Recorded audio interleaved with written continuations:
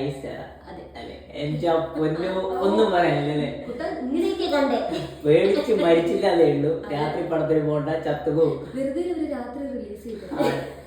എന്താ പറയണ്ട, ഓരോ സീനും കണ്ട് കണ്ടാ നമുക്കൊന്നും പേടിയാവും. ഇങ്ങനെയൊക്കെയാണ് എല്ലാവരും കാണുന്നത്. പ്രണവ് മോഹൻലാലിന്റെ കരിയർ ബെസ്റ്റ്. അതെ, ഇതുവരെ പ്രണവ് മോഹൻലാൽ എല്ലാ പടം എടുക്കുന്ന ടൈമിൽ എല്ലാരും പറയും അഭിനയം പല മിസ്റ്റേക്സ് ഉണ്ട്. പക്ഷെ ഇതില് പേടിച്ച് പറഞ്ഞവരിതൊന്ന് കാണണം. ഈ ഓൾറെഡി നമ്മളെ ബ്രഹ്മയുഗം അതേപോലെ തന്നെ ഭൂതകാലം എന്ന് പറഞ്ഞ പടത്തിന്റെ ഡയറക്ടർ പടമാണ്. എല്ലാവരും മസ്റ്റ് ആയിട്ട് തിയേറ്ററിൽ പോയി കാണുന്ന ഒരു പടം. തിയേറ്ററിൽ പോയി കാണണം. ആ ഒരു അനുഭവം, ആ ഫീല് കിട്ടണമെങ്കിൽ നിങ്ങൾ തിയേറ്ററിൽ നിന്ന് കാണണം. പേടിച്ച് വിറച്ചിരിക്കും.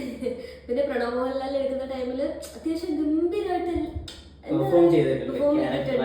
കുറച്ച് ആൾക്കാരാണെങ്കിലും ഉള്ളത് നല്ല വൃത്തിയായിട്ട് ചെയ്തിട്ടുണ്ട്. ഇയാളുടെ പടങ്ങൾ പൊതുവെ അങ്ങനെയാ, ക്യാരക്ടേഴ്സ് വളരെ കുറവായിരിക്കും. ഇപ്പൊ ഭൂതകാലായാലും ബ്രഹ്മയുഗമൊക്കെ ആയാലും വളരെ ക്യാരക്ടേഴ്സ് കുറവായിരിക്കും. പക്ഷെ എൻഗേജിങ് ആക്കി കൊണ്ടുപോകും.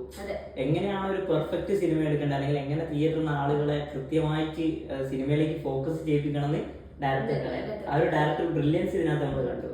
ഒന്നും പറയാനില്ല, കിടിലം പടം. ഒരുപാട് കാലത്തിന് ശേഷം കണ്ട് സത്യം ഇംഗ്ലീഷ് ലെവലിൽ നിന്നൊക്കെ മലയാള സിനിമ വേറൊരു ലെവലിലേക്ക് പോവാണ് ആക്ച്വലി. സത്യം പറഞ്ഞാൽ ആ ഒരു ടൈപ്പ് ഓഫ് പടമാണ് ഇതൊക്കെ. എല്ലാരും തിയേറ്ററിൽ തന്നെ പോയി മസ്റ്റ് ആയിട്ട് പേടിച്ചിരുന്ന് കാണണം. Okay, by.